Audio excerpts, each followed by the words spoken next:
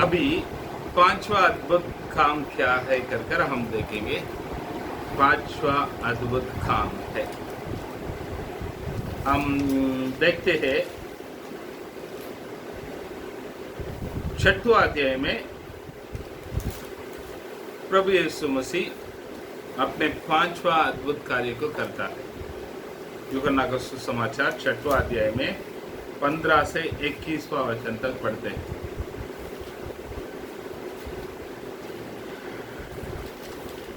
इस पे क्या है कर मैं बताता हूं।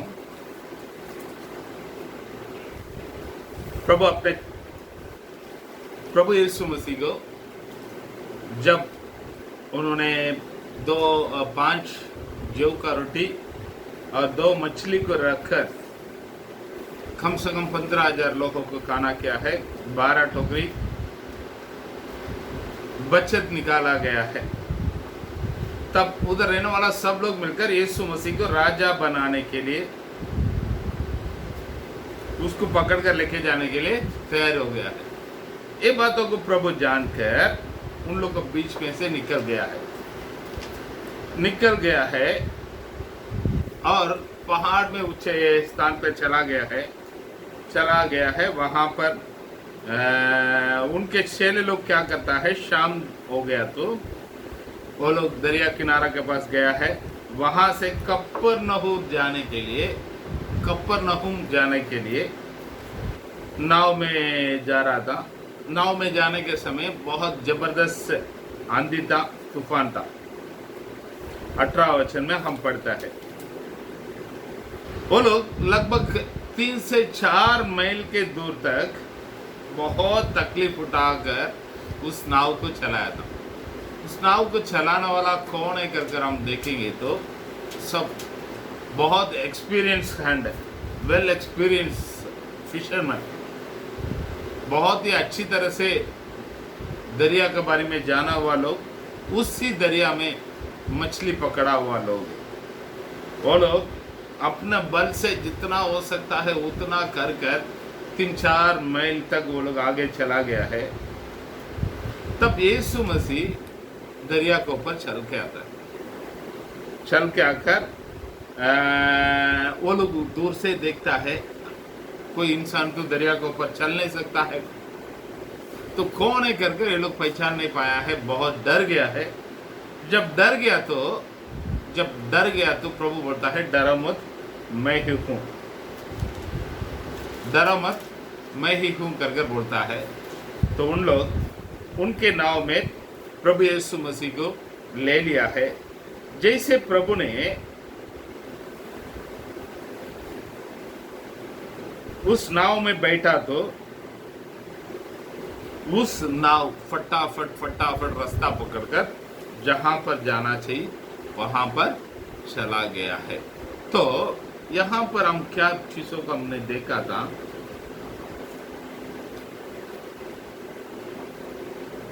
यीशु मसीह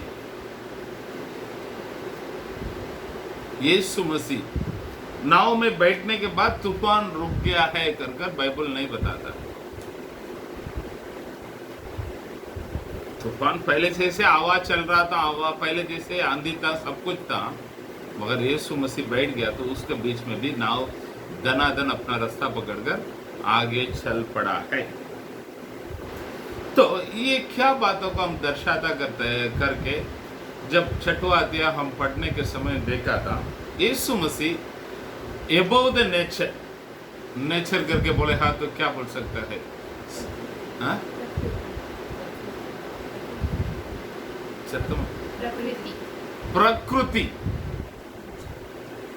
प्रकृति के ऊपर है। अभी यीशु मसीह के बारे में हम देखते हैं, हम इस संसार में एक 5 बातों को देखता है। पानी एक है, दूसरा क्या है, भूमि, पृथ्वी, हवा, आग, ऐसे 5 तरीके के चीजों के बारे में हम देखते हैं। ये 5 तरीके के चीजों के ऊपर किसी को कंट्रोल नहीं है। हम देखते हैं पिछले दिनों में हमने सुना था हमारे संसार में लगभग 18 से 20% का ऑक्सीजन कहाँ से मिलता है कर देखेगा तो अमेज़न फॉरेस्ट से, जंगल से, अमेज़न जंगल करके है। विश्व में बहुत जबरदस्त आग पकड़ा था उधर, तो सब लोग बोलने लगा अरे अभी अगर उसमें पूरी तरीके से आग लग गया तो अपनों को उधर से ऑक्सीजन नहीं मिलेगा। 20% का दुनिया का ऑक्सीजन वहां से मिलता था, लेकिन उस चीजों को रोकने के लिए बहुत सारे कोशिश किया गया है, लेकिन वो जितना आग लगने का था पूरा लगा है। सुनामी आता है, सुनामी सब चीजों के ऊपर लोग कंट्रोल कर देता है, सुनामी के ऊपर कंट्रोल नहीं। अब कोरोना ये महामारी फैलता है, इस कोरोना महामारी के बारे में बहुत लोग बहुत बातों को बोलता है, आखिर में किधर आकर बैठ जाता है मालूम है? इसके लिए एक ही इलाज है, सोशल डिस्टेंसिंग है। तो उन लोग क्या बोलता है, ये कोरोना महामारी के विरोध में हम लड़ नहीं सकता है, एक दूसरे से अलग से रहो, यही एक ही इलाज। हम सब सुनते हैं ये बातों, ये क्या बताता है मालूम है हमें? इसका जो ये वायरस कैसा है किधर है कर हमारा आंखों से दिख नहीं रहा, उसके विरोध में हम युद्ध नहीं कर सकता, हम हार गया है। इसके लिए कोई दवाई नहीं, कुछ नहीं, लेकिन है प्रभु यीशु मसीह का लहू हमें सारे बीमारियों से, सारे तकलीफ से छुड़ाता है। ठीक है, तो एक बातों को परमेश्वर हमारा प्रभु कौन है कर हम देखेंगे तो वो नेचर से ऊपर। तो ये नेचर को, ये प्रकृति को कोई कंट्रोल नहीं कर सकता। अभी तूफान आने का बोलेगा तो आता है, तूफान को रोकने का तरीका नहीं। सुनामी किसी को कभी बोल कर नहीं आता, जब मन करता आ जाता है। ये महामारी जब आता है वो आ जाता है, उसको रोकने के लिए प्रयत्न करता है, फिर भी वो आकर जितना तकलीफ पहुंचाने का उतना तकलीफ को तो पहुंचा कर ही जाता है। तो यहाँ पर हम देखते हैं प्रभु यीशु मसीह बोले हाथ ये नेचर सुनता है। कारण क्या है? इस नेचर को बनाया हुआ परमेश्वर। तो दरिया के ऊपर, पानी के ऊपर कोई चल सकता है क्या कर देखेगा तो हम पहले वचन में आता है, पहले शुरुआत में 5वां दिन परमेश्वर ने क्या बनाया है। आइए ना मेरे साथ उत्पत्ति में पहले अध्याय में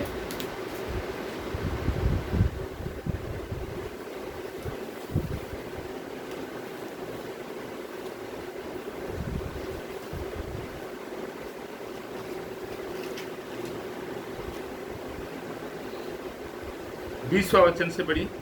फिर परमेश्वर ने कहा, जल जीवित प्राणियों से बहुत ही भर जाए। जल जीवित प्राणियों से बहुत ही भर जाए। जल, तो हम देखता है जल जीवित प्राणियों से बहुत ही भर जाए। तो प्रभु बोलता तो क्या हो रहा है? पढ़ो। और पक्षी पृथ्वी के ऊपर आकाश के अंतर में उड़े। इसीलिए परमेश्वर ने जाति जाति के भेद जल जंतुओं की और उन सब जीवित प्राणियों की भी सृष्टि की जो चलते फिरते हैं, जिनसे जल बहुत ही भर गया, और एक एक जाति के उड़ने वाले पक्षियों की भी सृष्टि की। और परमेश्वर ने, आप लोग पढ़ लीजिएगा घर पे जाकर, जल को आज्ञा देता है, तुम्हारा अंदर जाति जाति का मछली का एक करो, तुम्हारा अंदर से बहुत सारे पक्षी उधर से निकलना दो। प्रभु बोलता तो जल यहाँ पर उत्पन्न करता है क्या चीज़ों को? मछलियाँ को, आकाश में उड़ने वाला पक्षियों को। तो प्यारे लोग थोड़ा सोच के देखिए, पानी,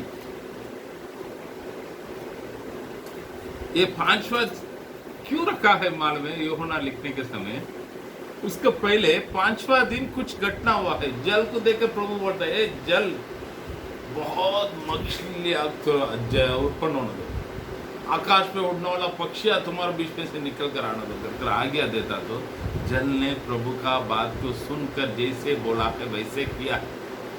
आज तक मेरा अपना कलीसिया में रहने वाला बहुत लोग मछली पकड़ने के लिए दरिया में जाता है। वो लोग ने बोलने वाला बात ये क्या है मन में, पास्टर अचंभित हो जाता है। दरिया में रात को देखेगा तो जैसा बिल्डिंग यहाँ पर लाइट दिखाई देता है, वैसे बहुत सारे बोट दरिया के अंदर दिखाई देता है। हम अकेला नहीं, लाखों बोट है मछली पकड़ने। तो वो लोग बोलकर हंसता था, इतना मछली कहाँ से आता है पता नहीं करके। मैंने बोला है उन लोग लाखों क्या करोड़ों बोट में जाकर करोड़ों लोग मछली पकड़ेगा तो भी इस दरिया में रहने वाला मछली भी कम नहीं होने वाला है, खत्म नहीं होने वाला है। क्योंकि परमेश्वर ने आज्ञा देकर रखा है। क्या आज्ञा देकर रखा है? जल को और मछलियां को उत्पन्न करना। तो प्रभु का आज्ञा को अनुसार वो आज भी चलता है। वही बातों को प्रभु वहां पर क्या वो अद्भुत बातों को द्वारा यूहन्ना बताता है। उस दिन केवल जल प्रभु का बातों को नहीं सुना है, आज भी प्रभु चल के आता तो जल खड़ा हो गया, एक स्टेज जैसा। उस पे तूफान रहने दो, कुछ भी रहने दो, प्रभु आ गया तो प्रभु के सामने तूफान भी नहीं, हवा भी नहीं, कुछ भी नहीं, गाड़ी टकाटक चलता है नाव आगे। तो प्यारे लोग, हम इन बातों को मन में रख लेने का, वो परमेश्वर क्या चीजों को बताता है। मैं हूं कर 11 में 25 को पढ़ी। मैं हूं कर क्या चीजों को बताता है कि 11 में 25। यीशु ने उनसे कहा, पुनरुत्थान नहीं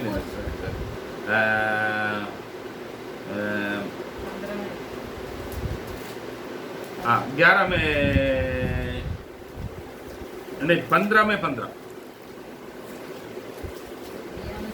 अब से मैं तुम्हें दास न कहूँगा, क्योंकि दास नहीं जानते कि उसका स्वामी क्या करता है, परंतु मैंने तुम्हें मित्र कहा है, क्योंकि मैंने जो बातें अपने पिता से सुनी वे सब पहले वचन को पढ़िए। सच्ची दाखलता में सच्चे दाखलता में ही। इस घटना का आप लोग थोड़ा पढ़कर देखेंगे ना, इस घटना को थोड़ा आप लोग पढ़कर देखिएगा ना, कुछ बातों को हम सीखने के लिए मिलता है। क्या बात मालूम है? क्या बात मालूम है? हम पूरे इसमें पढ़कर देखिएगा तो दूसरा वचन को पढ़िए। जो डाली मुझ में है, जो डाली मुझ में है और नहीं फलती, उससे वह काट डालता है, उसे वो काट डालता है। और जो फलती है उसे वह छांटता है, वो छांटता है ताकि और फले। हाँ। तुम तो उस वचन के कारण नहीं, एक मिनट।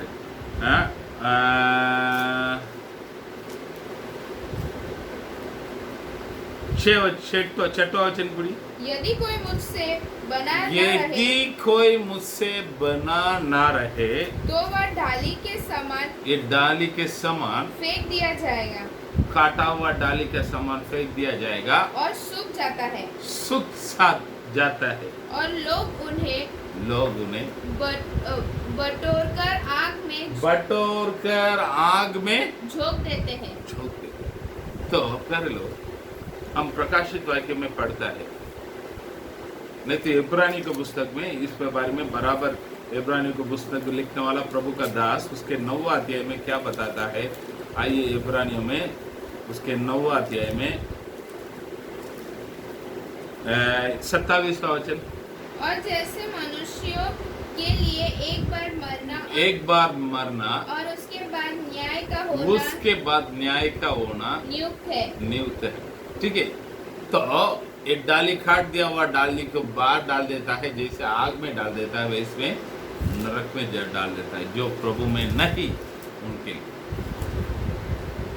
तो सच्चा द्राक्ष रस मैं जब मुझ में बने रहेंगे तो फलते रहेंगे। मुझ में बने रहेंगे तो छाट दिया जाएगा। मुझ में बने रहेंगे तो आंधी आने दो, तूफान आने दो, जो आने दो, कुछ कर नहीं पाए। हालेलुया। तो मैं जो वापस बोलता हूं आप सुन लीजिएगा। मुझ में बने रहेंगे तो हमें छाट दिया जाएगा। प्रभु में हम बने रहेंगे तो ज्यादा फल देंगे। प्रभु में हम बने रहेंगे तो कोई भी आंधी आने दो, तूफान आने दो, धूप आने दो, अकाल आने दो, कुछ भी आने दो, हमें कुछ फर्क पड़ने वाला नहीं है। हमें कुछ फर्क पड़ने वाला नहीं है। इधर नाव चलते हैं, जब प्रभु नहीं था उधर क्या हो रहा, बहुत मेहनत कर ये लोग थक गया है। कम से कम आधा रात वो लोग गाड़ी नाव चला रहा, कम से कम 3 से 4 मील ही उन लोग जा पाया है। यीशु मसीह आने के बाद नाव दना दन रास्ता पकड़ के सवेरे तक वहां पर पहुंच गया है। कारण क्या है? प्रभु में बनी रहना, नहीं तो प्रभु में ना बनी रहना। प्रभु बोलता है मैं ही सच्चा द्राक्षरस रहता हूं, मुझ पे बने रहो। आप लोग भी वही बोलता है, मैं ही सच्चा द्राक्षरस रहता हूं, मुझ पे बने रहो। कोई भी शैतान आकर आपको कोई छू नहीं सकता। कोई भी सताने वाले बात आकर आपको छू नहीं सकता। आपके विरोध में कोई भी कुछ भी करना दो, जादू टोना करना दो, कोई भी करने दो, हमारा बाल को भी वो निकाल नहीं सकता है। कारण उस द्राक्षलता का मालिक पिता परमेश्वर उसको रखवाली करता है। अय्यूब के बारे में हम बाइबल में पढ़ता है, शैतान उधर ढूंढ कर आता है कि इससे मैं अय्यूब को तो जीवन में तकलीफ पहुंचाओ करके। जब तक प्रभु उसके सुरक्षा को निकाल नहीं सका तब तक शैतान कुछ नहीं कर पाया। तो जब अय्यूब ने सच्चाई से प्रभु के पीछे किया तो प्रभु दुगुना आशीष से उन्हें भरा। बाइबल हमको सिखाने वाला बात है। तो प्यारे लोग, आप लोग भी इस बातों को ध्यान में रख लीजिएगा। प्रभु में बने रहो, प्रभु में बने रहो, प्रभु में बने रहो। बोले हाँ तो क्या है मान? रोज अच्छा प्रार्थना करो, रोज वचन पढ़ो। प्रभु के वचन जो आपको मालूम है, जितना तक आपको मालूम है उतना का पालन करो।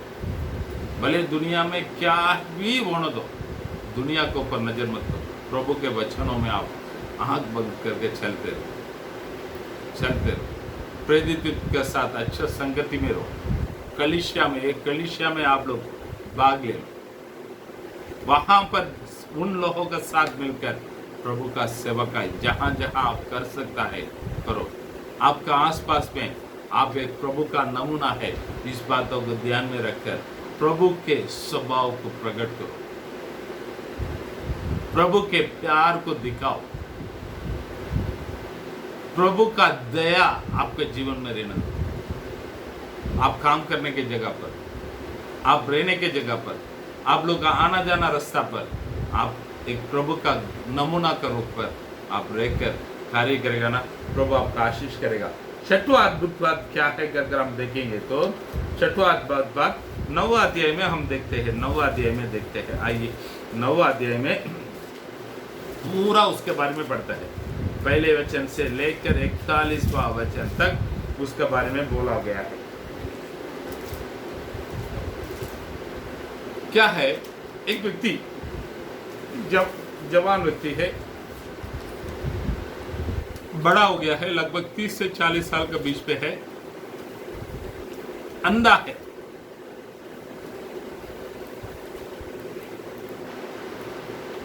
तो उनके बारे में उनको देखकर प्रभु के चेले लोग प्रभु के पास बहुत सारे सवालों को पूछता है।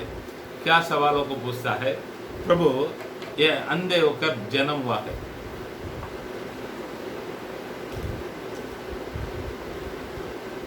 वो इसका पाप है क्या? इसका माँ बाप का पाप है क्या करके दो एक सवाल हो तो प्रभु पास रखता है। प्रभु बोलता है इनका भी पाप नहीं, इनका माँ बाप का भी पाप नहीं, प्रभु का नाम इनके द्वारा महिमा होने के लिए इनके जीवन में ऐसा एक घटना हुआ है, कमजोरी हुआ है करके प्रभु बोलता है। ठीक है, हम 9वां अध्याय के बारे में बोलने के समय बीमारी कैसे आता है, क्यों आता है कर बहुत 5 तरीका का कारण को हम देखा था। आप लोग किसी के सुनने का रहेगा तो यूट्यूब में आपको वचन मिलेगा, यूहन्ना सुसमाचार 9वां अध्याय हिंदी बाइबल स्टडी कर आप लोग डालेंगे तो मिलेगा, उसमें देख लीजिएगा। अब प्रभु क्या करता है, नीचे जमीन में थूक कर मिट्टी को सान कर उसके आंखों में लगाया है, लहाकर सिलोआम करके एक कुंड है वहां पर जाकर दौड़ो करके बोला। सिलोआम बोलेगा तो भेजा गया हुआ लोग, भेजा गया हुआ है मतलब। तो मैंने बोला है इस बातों को रखकर 2 बातों को मैंने आपको बताया था। पहले दवाई लेने के लिए प्रभु मना नहीं करता है, दूसरा है प्रभु चंगाई होकर प्रभु में आगे बढ़ने के लिए सिलोआम के पास भेजता है। सिलोआम बोलेगा तो भेजा गया हुआ, तो प्रेरितों को भेजा गया हुआ करके बोलता हूँ। हम देखा है यूहन्ना बपतिस्मा देने वाला के बारे में, वो बोलता है परमेश्वर ने मुझे भेजा है, परमेश्वर का ओर से भेजा गया हुआ एक व्यक्ति टांग कर पड़ा है। यीशु मसीह बोलता है प्रभु ने, पिता परमेश्वर ने इस दुनिया में मुझे भेजा है, उसका क्रिया करने के लिए मैं यहाँ पर आया हूँ, उनका इच्छा को पूरी करता हूँ करके बोला है। तो 12 चेले लोग को प्रभु यीशु मसीह ने चुनकर 12 चेले लोग को संसार के बीच में भेजा था। उसके बाद 70 लोगों को प्रभु ने चुनकर 2-2 जन करके प्रभु के आगे अगर सुसमाचार सुनाने के लिए भेजा था। उसके बाद 120 लोग हुआ था। उसके बाद बहुत लाखों करोड़ों भेजा गया हुआ लोग आज भी है, प्रभु का प्रेरित लोग आज भी है। प्रेरित बोलेगा तो पास्टर नहीं तो सेवक करके मैंने आप लोग को बताया था। तो प्रभु का नाम जिसका ऊपर प्रकट होना चाहिए, महिमा होना चाहिए, प्रभु का महिमा जिसके ऊपर प्रकट होना चाहिए, उसको कहां पर भेजता है? एक पास्टर के पास भेजता है। जब वो पास्टर के पास आकर वहां पर उनके साथ अच्छा एक सौभाग्यता रखकर उनका आज्ञा को, उनके उपदेश को सुनकर उसका अनुसार वो जाने के समय में प्रभु उनके द्वारा उनके नाम को महिमा करता है। ठीक है, यहाँ पर देखता है प्रभु यीशु मसीह ने एक विश्राम दिन में इस बातों को किया, तो उसको रखकर बहुत बहुत बहुत बहुत इधर घटना हो रहा है। लास्ट में क्या हो रहा है, वह व्यक्ति को बुलाया गया है, परिस्थिति लोग और शास्त्री लोग, याजक लोग उनको बुलाकर उनसे कार्रवाई कर रहे हैं। क्या कार्रवाई कर रहा है? पहले उनको पूछा गया था क्या हुआ बताओगे, तो पहले बताता है प्रभु यीशु मसीह, यीशु करके एक नाम का एक व्यक्ति मुझे जमीन में थूक कर मिट्टी कर शान किया है, वो मेरा आँख में लगाकर सिलोआम में जाकर दौड़ो करके बोला है, मैं धोया तो अच्छा हो गया, देखने लगा बोलता है। दूसरा उनको बुलाकर बात किया गया, तो उन्होंने क्या बोलता है, यीशु वो मसीह के बारे में वो कौन था करके बोला, तो वो भविष्यद्वक्ता लगता है करके बोला था। तीसरा उससे बोला था, इतना बोलो में उनके बीच में गर्मा गर्मी का बातचीत हो गया है, उनको यहूदी जात से निकाला गया, बाहर निकाल दिया है, भेज दिया। आप लोग उसके बारे में निकालने के बारे में 3 तरीका है, वो क्या क्या है कर वो 9वां अध्याय में मैंने बताया है, आप लोग उधर जाकर सुन लीजिए। तो उसको यहूदी जात से बाहर निकाल दिया है। अभी वो उधर खड़ा रहने के बाद समय में प्रभु जाता है, प्रभु जाकर उससे बात करता है, तो परमेश्वर के पुत्र के ऊपर विश्वास रखते क्या नहीं रखता? तो वो बोलता है उसके ऊपर मैं विश्वास रखने के वो कौन है मुझे पता नहीं। यीशु करके एक इंसान था, भविष्य तथा करके मैं जान रहा हूँ, लेकिन वो कौन है करके पता नहीं करके बोलते प्रभु बोलता है मैं ही हूँ वो करके बोलेगा तो हे प्रभु मेरा परमेश्वर कर उसको स्वीकार कर लेता है। तो मैंने ये बातों को बताया था। इस अद्भुत बातों में उन्होंने पहले प्रभु यीशु मसीह को एक इंसान के रूप में पहचाना था, दूसरा भविष्यद्वक्ता के रूप में पहचाना था, तीसरा परमेश्वर के रूप में पहचाना है। हमारे जीवन में भी प्रभु में आ गया तो प्रभु में आएंगे तो ऐसा एक बढ़ोतरी हमारे जीवन में होना चाहिए। प्रभु को हम पहले इंसान के रूप में पहचान सकता है, कोई चंगाई करने वाला व्यक्ति है कर। दूसरा है भविष्य के बारे में बताने वाला व्यक्ति करके भविष्यद्वक्ता के रूप में पहचानेंगे तो तीसरा एक कदम है वो परमेश्वर है। वो अपने मन में जो चाहता है वो करेगा। इस बातों पर हम आना चाहिए। ठीक है, तो हम इस बातों को रखकर मैंने थोड़ा सोचा था 6वां दिन परमेश्वर ने क्या बनाया था। 6वां दिन परमेश्वर ने क्या चीजों को बनाया था करके मैंने देखा तो 6वां दिन क्या बनाया है करके आप लोग बताएंगे। मनुष्य को प्रभु अपना हाथों में बनाया। मनुष्य को प्रभु अपने हाथों से बनाया। हर लोग मुझे एक मिट्टी से प्रभु ने रचा है। मेरा नाक किधर रहना चाहिए, कैसा रहना चाहिए उसको मालूम है। मेरा कान ऐसा रहना चाहिए क्या उल्टा रहना चाहिए उसको मालूम है। मेरा आँख कैसा रहना चाहिए प्रभु को मालूम है। मेरा दिल कैसे चलना चाहिए प्रभु को मालूम है। मेरा लंग्स कैसा क्या करना चाहिए कैसे करना चाहिए प्रभु को मालूम है। मेरा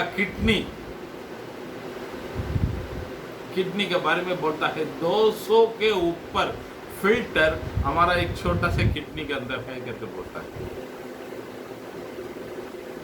प्रभु 2 किडनी को हमें दिया है। हमारा हाथ कैसे रहना चाहिए। हमारे शरीर में रहने वाला सारे लहू का नाला को निकाल कर लाइन में रखेगा तो कम से कम 100 किलोमीटर का होगा करके बोलता है। क्या नहीं मैं आप लोग उसके बारे में विचार भी नहीं कर सकता है। इस शरीर को प्रभु ने अद्भुत रीति से बनाया। यूहन्ना क्या बोलना चाहता है, इस शरीर में रहने वाला कितने भी क्यों ना हो, कुछ भी कमियांपन हो, प्रभु उसको बदल सकता है। प्रभु उसको बदल सकता है कर बोलकर यूहन्ना 14 अध्याय में 6वां वचन में बताता है। 14 में यूहन्ना का 14 में 6 में बताता है।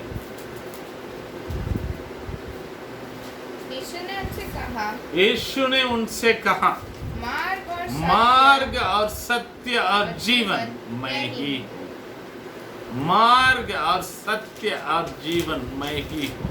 इंसान का हर एक व्यक्ति का मार्ग मैं ही हूँ, सत्य मैं ही हूँ, जीवन भी मैं ही हूँ। उसका मार्ग मैं ही हूँ, मेरे अलावा कोई भी उस हर एक इंसान के ऊपर अधिकार मुझे दिया गया।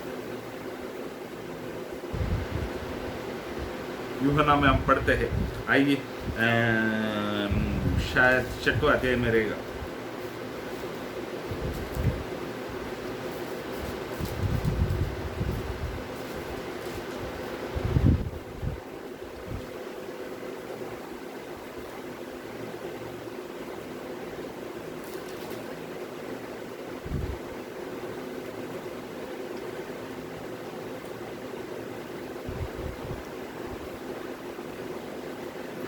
दसवां वचन को पढ़िए। 10 नहीं 5वां अध्याय में 27वां वचन में पढ़िए। 5वां अध्याय में 27वां। वरन उसे न्याय करने का भी अधिकार दिया है, इसीलिए कि वह मनुष्य का पुत्र है। इससे अचंभा मत करो, क्योंकि वह समय आ न्याय करने का अधिकार मनुष्य के पुत्र को दिया गया है। वापस में बताता हूं, न्याय करने का अधिकार मनुष्य के पुत्र को दिया गया है, क्योंकि वही मार्ग है, वही सत्य है, वही जीवन। एक मनुष्य के ऊपर सारे अधिकार उसी को दिया। किसको दिया गया है? प्रभु यीशु मसीह। वो एक व्यक्ति को मिट्टी से उठाकर ऊपर रखने का चाहता है तो रख सकता है। उसके पास जाकर क्यों उसको रखा है कर कोई भी पूछ नहीं सकता है। दाऊद को प्रभु देखता है, उस घर पे 8वां लड़का है, बाकी लोग सब सरकारी नौकरी में है। प्रभु ने देखा है, उसको उठाया, उठाकर ऊपर रखा है। उनका भाई लोग क्यों वो कर बोला है, वो किसी का सुना नहीं। अब मूसा के पास जाकर पूछेगा तो मूसा बताता है, वो जिसे उठाना चाहता है उसे उठाता है, जिसे गात करना चाहता है उसे गात करता है। दानियल की किताब में आएंगे तो दानियल बराबर बताता है। आइए दानियल का पुस्तक में, भविष्यवाणी की पुस्तक में 5वां अध्याय में लिखा है शायद, आइए, हाँ 19वां वचन, 5 में 19। और उस बड़ाई के कारण जो उसने उसको दी थी, देश देश और जाति जाति के सब लोग और भिन्न भिन्न भाषा बोलने वाले उसके सामने कांपते और थरथराते थे। जिससे वह चाहता है उसे वह घात करता था। हाँ। और जिसको वह चाहता उसे वह जीवित रखता था। जिसे वह चाहता उसे वह ऊंचा पद देता था, और जिसको वह चाहता उसे वह यही बातों को मूसा भी बताता है। अरे लोग, ये बात सही है। परमेश्वर जिसे चाहता है उसको ऊंचे उठाता है, जिसे चाहता है उसको अंधा है उसको आंख देना चाहता है, जिसे नहीं देता है उसको देता नहीं। सवाल ही नहीं। प्रभु का बात क्यों है, क्या है कर पूछ नहीं सकता है। ये बातों का हम विश्वासी लोग सीखना चाहिए। बहुत लोग क्या सोचता है, परमेश्वर यीशु मसीह अपने घर के आसपास में रहने वाला एक व्यक्ति करके सोचता है। वो एक इंसान नहीं है। अभी परमेश्वर, उसके पास जाकर हम सवालों को खड़ा नहीं कर सकता है। मेरे घर पे अब मैं 2 मुर्गी को पालता हूँ, समझ लीजिएगा। एक दिन मैं सोच रहा हूँ एक मुर्गी को लेकर काट कर बिरयानी बनाने के लिए सोचता हूँ। तब मैं दोनों में से एक को पकड़ने के लिए जाता हूँ। दूसरे नहीं बोल सकता है पकड़ा हुआ, मुझे क्यों पकड़ा है, उसको पकड़ो करके बोलने का उसका अधिकार नहीं। मैं उसका मालिक है, मैं जिसे चाहता हूँ उसको उठा सकता हूँ। क्यों मुझे काटता है बोलने का उसका अधिकार नहीं। मैं उसका मालिक हूँ। वैसे मेरा मालिक परमेश्वर, हमारा मालिक परमेश्वर, वो जिसे चाहता है उसे ऊपर उठाता है, जिसे चाहता है उसको नीचा कर देता है। यूहन्ना ये बातों को दर्शा है। मनुष्य को उन्होंने अपने ही हाथों से बनाया, तो मनुष्य का मालिक प्रभु है। वो जिसको ऊपर दया करना चाहता है उसको ऊपर दया करता है, जिसको ऊपर वो घृणा करना चाहता है उसको घृणा करता है, जिसको उठाना चाहता है उसको उठाता है, जिसको ऊंचा रहने वाला को गिराना चाहता है गिरा देता है। वो प्रभु के हाथों में। वो राजाओं को गिराकर राजाओं को बनाने वाला परमेश्वर। हम विश्वासी लोग अच्छी तरह से इस बातों को ध्यान में रखना नहीं था। कई समय हम करने वाला गलती, प्रभु के पास जाकर झगड़ा करता हूँ, वो ये ऐसा कैसा हुआ, वो क्यों हुआ, ये क्यों हुआ है करके सवालों को कर हम बैठा है। मेरे हिसाब से प्रभु वहाँ पर देकर हंसते रहेगा। ठीक है, लेकिन एक बातों को ध्यान में रख लीजिएगा, वो मालिक है, उसको मालूम है आज क्या हो रहा वही हम देखता है, कल क्या होने वाला है और कल क्या होगा उसको मालूम है। हम लोग भी दुखों में रहने के समय हमारा मन में भी एक सवाल था, फिर भी हम लोग पूरी तरीके से प्रभु के हाथों में समर्पण किया। प्रभु आपका इच्छा हमारे में पूरा हो। प्रभु ने आज उठा कर रखा। आज शायद हम लोग कभी कभी बैठ कर सोचता हूँ हमारा बीता हुआ दिन को, सच में प्रभु ने सारे तरीका से हमें सिखाकर यहाँ तक लेके आए। हमारे जीवन में होने वाला एक एक बात सिस्टर हमेशा बोलती है। मैं मुंबई में बड़ा हुआ था, क्यों गांव में लेके जाकर मेरा मम्मी पापा छोड़ा कर बहुत समय सोचा था, लेकिन प्रभु को पहले से मालूम था एक दिन ऐसे गाँव कीड़ा गांव में जाकर सेवकाई करने का है, तो उधर का परिस्थिति क्या है सीखो करके प्रभु मुझे लेके जाकर उधर छोड़ रहा। तो मैं भी सोच रहा हूँ बहुत सारे चीज़ों को द्वारा, बहुत बड़े बड़े लोगों के द्वारा बीच में, और बहुत गरीब लोगों के बीच में, बहुत तकलीफ वाला लोगों के बीच में प्रभु मुझे लेके गया था। क्यों ये सब हो रहा कर पहले शायद सोचा नहीं, लेकिन आज बैठकर वो घटना क्यों हुआ है, ये घटना क्यों हुआ है करके बोला, तो प्रभु सारे चीज़ को अपने भलाई के लिए ऊपर।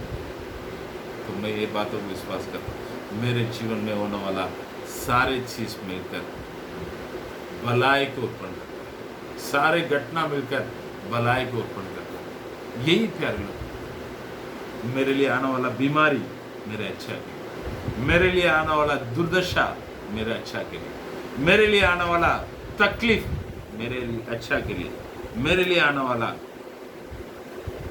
धोखा मेरा अच्छा के लिए। बहुत बार धोखा गया तो भी बहुत उदास, पहले थोड़ा 1-2 दिन में लगता था, प्रार्थना करेगा तो प्रभु एक तसल्ली देने के बाद आगे बढ़ जाता है। थोड़े दिन में आकर देखेगा तो पीछे मुड़कर देखेगा तो उन लोग धोखा किया, तो मैं प्रभु के करीब में और आ गया है। वो कई लोग मुझे सपोर्ट करता हूँ करके धोखा दे देता है, तो दुख तो होता है, लेकिन प्रभु चलाता है। अब माइंड में क्या है, किसी के ऊपर भरोसा नहीं, प्रभु चलाएगा। अभी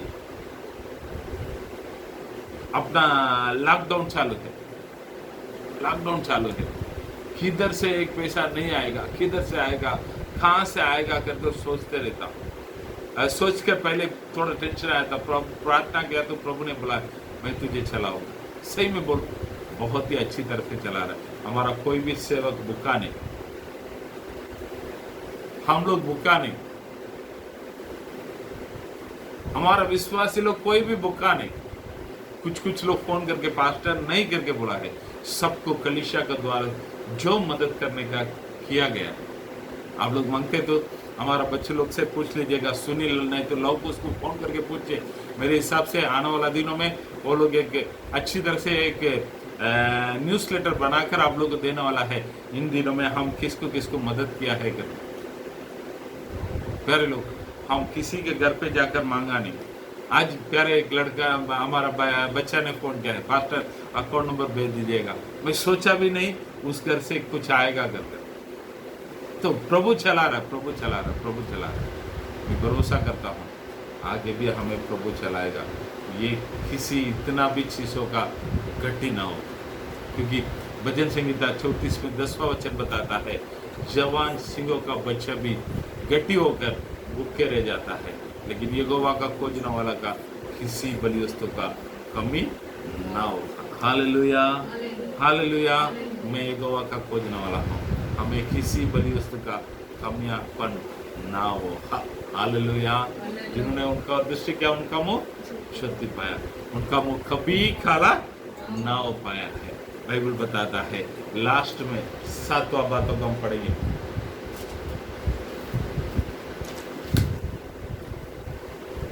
मत्ती का सुसमाचार में 11वां अध्याय में 17वां वचन से 45वां वचन तक इस बातों को हम पढ़ते हैं। मत्ती का सुसमाचार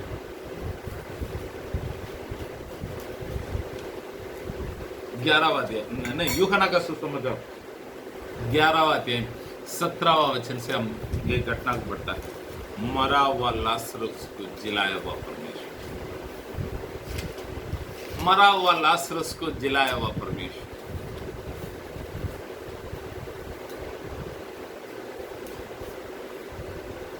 ये बातों को थोड़ा सोच कर देखिए, ये बातों को थोड़ा सोच कर देखिए। मृत्यु, इसके बारे में बाइबल हमें क्या बताता मालूम है? एक आराम, विश्राम। 11वां अध्याय में 11 वचन को पढ़ी। उसने ये बातें कही और इसके बाद उनसे कहने लगा, हमारा मित्र लाजर सो गया है, परंतु सो गया है। मृत्यु, इस बातों के बारे में बाइबल हमको बताने वाला बात सो गया है। और पहले थिस्सलुनीके में हम ये बातों को पढ़ते हैं। 4वां वचन में पढ़ा, 4वां अध्याय में आइए, 13वां वचन में, 4वां अध्याय में 13वां वचन से आइए। 4:13। हे भाइयों, हम नहीं चाहते कि तुम उनके विषय में जो सोते हैं अज्ञानी रहो। ठीक है, मृत्यु के बारे में बाइबल हमको बताने वाली बात, एक विश्राम। क्या है? विश्राम, एक आराम। इस शरीर मर जाता है, लेकिन इस शरीर के अंदर रहने वाला आत्मा एक जगह पर जाकर विश्राम करता है। कब तक विश्राम करेगा? कर कर हम बोलेंगे तो प्रभु का आगमन तक विश्राम करेगा। जो प्रभु में मरा है वो लोग पहले जी उठेंगे, बाकी जो हम जिंदा है रूपांतर होकर प्रभु के साथ बादलों में उठा लिया जाएगा। बाइबल हमें बताने वाला बात यह है। ठीक है, वहां पर मरा हुआ लाजरस को प्रभु ने जिलाया। सही में मृत्यु को ऊपर प्रभु का अधिकार है। मृत्यु को ऊपर प्रभु का अधिकार है। हम बाइबल में पढ़ता है 11:25 को पढ़िए। यूहन्ना सुसमाचार में 11:25 में पढ़ेंगे तो यीशु ने उनसे कहा, पुनरुत्थान और जीवन में ही हूँ। जीवन में ही हूँ। बस पुनरुत्थान यानी जी उठना, पुनरुत्थान और जी उठना और जीवन में ही। हम आदम को परमेश्वर ने एक मिट्टी का पुतली में जैसे बनाया है, बनाकर अपना श्वास को उसका अंदर फूका है, जीवन का श्वास कर उसके अंदर फूका है, तो वो जीवित प्राणी हो गया। जीवन को देने वाला परमेश्वर है। किसको देने वाला है? जीवन को देने वाला परमेश्वर है। पुनरुत्थान और जीवन में ही जो विश्राम करते हैं उन लोगों के एक दिन उठाने वाला मैं ही। यही बातों को प्रभु इस दुनिया में रहने के समय बता कर गया है। क्या चीजों को बताता है? एक दिन मसीह में मरा हुआ सब लोग ऐसे एक दिन जी उठने वाला है। मैं भी जी उठूंगा अगर मर गया तो। जब मेरे जीवन में प्रभु आ गया तो मैं उठा लिया जाएगा। मेरे जीवन में मेरे समय में प्रभु नहीं आया तो मैं भी जी उठूंगा। यही प्रभु हमको देने वाला आशा है। दुनिया क्या सोचता है? 7वां दिन बोलेगा तो विश्राम खत्म, उसके बाद 7 दिन बोलेगा तो हफ्ता खत्म। एक व्यक्ति मर गया है, इनका मतलब उनका चैप्टर खत्म। दुनिया बताता है जब तक है तब तक कुछ करो, उसके बाद कुछ नहीं कर सकता है। उसके बाद ये जीवन, ये शरीर मिट जाएगा। इसके अंदर आत्मा को जैसे उनके कर्म के अनुसार वो 7 बार वो इस दुनिया में वापस जी उठेगा, जन्म लेगा कर कोई संसार बताता है। कोई संसार इतना ही है, यही नरक है, यही स्वर्ग है कर कुछ लोग बताता है। लेकिन हमारा बाइबल क्या बताता है? इसके बाद एक जीवन, इसके बाद एक जीवन है। Hallelujah, hallelujah, hallelujah. तो वापस मैं बताता हूँ, इसके बाद एक जीवन है। प्रभु यीशु मसीह इस दुनिया में आने के समय 100% वो मनुष्य था, 100% वो मनुष्य था। तो उसके अनुसार उस विश्राम दिन का उनके नियमों के अनुसार रहा था। जब वो इस दुनिया में रहने के समय में वो एक वचन को बताता है मत्ती का सुसमाचार में 8वां अध्याय में 20वां वचन को पढ़िए। मत्ती का सुबोवर्तमान के पुस्तक में 8वां अध्याय में 20वां वचन। यीशु ने उससे कहा, लोमड़ियों के भेंट और आकाश के पक्षियों के बसेरे होते हैं, परंतु मनुष्य के पुत्र के लिए सिर धरने के लिए भी जगह नहीं। तो हम देखते हैं मार्कुस में एक जगह पर देखते हैं। आइए मेरे साथ मार्कुस का पुस्तक में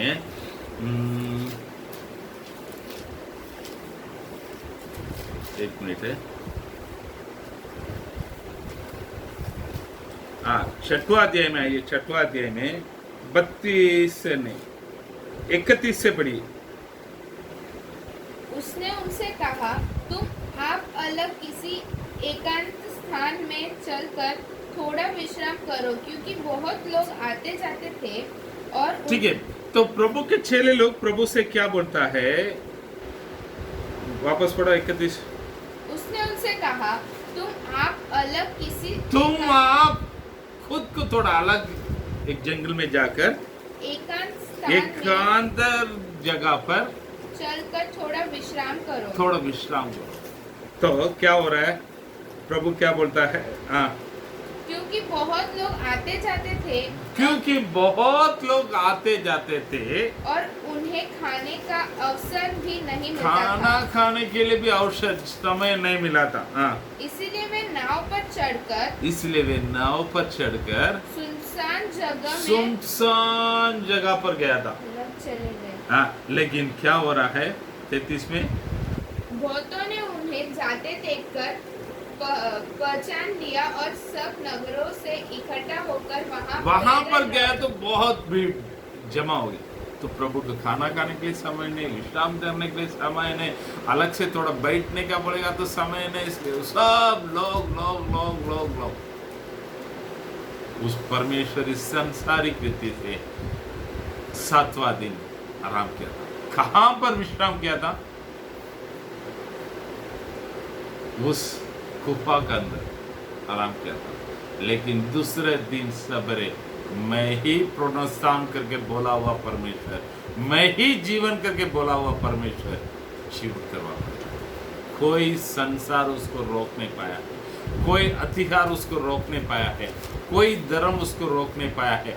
आज भी प्रभु जो करना चाहता है उसको कोई इंसान रोक नहीं सकता है। ये बात सही है प्यारे, इसलिए 7वां उस बातों को रखता है। 7वां लाजरू को जिलाया गया, वो सो गया, विश्राम कर रहा था, लाजरू सो गया था। लाजरू का चैप्टर खत्म था, लेकिन खत्म हुआ है कर सब लोग सोच कर बैठा था, उनका बहन लोग सोच कर बैठा था, सब लोग पे सोच कर बैठा था, बाबा नहीं, मैं ही पुनरुत्थान हूँ, मैं ही जीवन। संसार बोलता है उसका चैप्टर खत्म हो गया। और 7वां दिन परमेश्वर ने आराम करने के लिए बोला है, तो उस दिन आराम करने के लिए प्रभु भी आराम किया था। लेकिन दूसरा हफ्ता पहले दिन आया तो प्रभु जी लाजर के पास आकर वो आराम कर रहा था, उसको जिलाकर लोगों को सबको यही संसार यही बातों को प्रभु ने बताया है, बताता है। नहीं तो यही बातों को हम समझ रहे, जैसे लाजर जी उठा है वैसे हमें मसीह में जो मरा हुआ लोग जी उठेंगे, जी उठेंगे, जी उठेंगे। प्रभु कर कर दिखाया, और प्रभु खुद भी मरा हुआ परमेश्वर जी उठा है। जैसे प्रभु यीशु मसीह जी उठा है वैसे हम भी जी उठेंगे। क्यों? प्रभु के साथ हजारों हजारों हजारों साल अनंत काल का जीवन में स्वर्ग में रहने के। अरे लोग, यूहन्ना कितना अच्छी तरह से इस सुसमाचार का पुस्तक को रचाया थे। पहले 7 दिन प्रभु क्या किया, उसी बातों को 7 अद्भुत बातों को इसमें लिख कर रखा। 7 बार प्रभु बोलता है, मैं ही जीवन का रोटी हूं, मैं ही इस दुनिया का ज्योति, जगत का ज्योति हूं, मैं ही द्वार हूं, अच्छा चरवाहा मैं ही हूं, मैं ही सच्चाई द्राक्षलता हूं, मैं ही मार्ग सत्य और जीवन, मैं ही पुनरुत्थान और जीवन। थोड़ा देखिए बाइबल कितना अच्छा सुंदर पुस्तक है। शायद वो यूहन्ना अनपढ़ व्यक्ति है, मछली पकड़ना वाला व्यक्ति, उसने पवित्र आत्मा से भरा तो पवित्र आत्मा ने उनको पूरी तरीके से बुद्धि और ज्ञान को दिया। पवित्र आत्मा के बारे में हम प्रकाशित वाक्य में पढ़ता है, वो 7 आत्मा है करके, उसमें वो हम पढ़ते हैं यशायाह नबी की किताब में उसके बारे में। आइए यशायाह नबी की किताब में मेरे ख्याल से 11वां अध्याय में 2 वचन। यहोवा का आत्मा यहोवा का आत्मा बुद्धि और समझ का आत्मा, बुद्धि और समझ के आत्मा, युक्ति और पराक्रम का आत्मा, युक्ति और पराक्रम की आत्मा, और ज्ञान और यहोवा के भय का आत्मा, यहोवा का भय का आत्मा। 7 प्रकार के आत्मा, पवित्र आत्मा बोलेगा तो 7 बोलेगा तो एक पूरा हुआ, पूरा। प्रभु यीशु, प्रभु परमेश्वर इस दुनिया को बनाने के समय भी ये 7 दिन में अपने सारे कामों को किया है। 7 बोलेगा तो एक पूरा है। यूहन्ना का सुसमाचार बोलेगा तो एक पूरा रहने वाला एक पुस्तक। कितना अच्छी तरह से अद्भुत रीति से इस यूहन्ना का सुसमाचार को उन्होंने रचाया। देखो इन दिनों में प्रभु के महान कृपा से हम भी इस वचनों को सीखने के लिए प्रभु ने सहायता किया। प्रभु का धन्यवाद करेंगे। इस वचनों को सुना केवल, इसका अनुसार चलिए, प्रभु आपका आशीष करेगा। प्रार्थना करेंगे। सर्वशक्तिमान महान परमेश्वर, आपको धन्यवाद करता हूँ। इन दिनों में प्रभु जी इस यूहन्ना का सुसमाचार के पुस्तक के बारे में थोड़ा बहुत आपके वचनों को पढ़ने के लिए, इस वचनों का अद्भुत बातों को सीखने के आपने सहायता किया। धन्यवाद करता हूँ। जो लोग सुनता है सभी का आशीष कीजिएगा। प्रभु आपका सेवक होकर प्रभु यीशु मसीह के नाम से मैं सभी का आशीष करता हूँ। परमेश्वर यीशु मसीह के नाम से मांगता अच्छे पिता, आमीन। सबके जय मसीह की।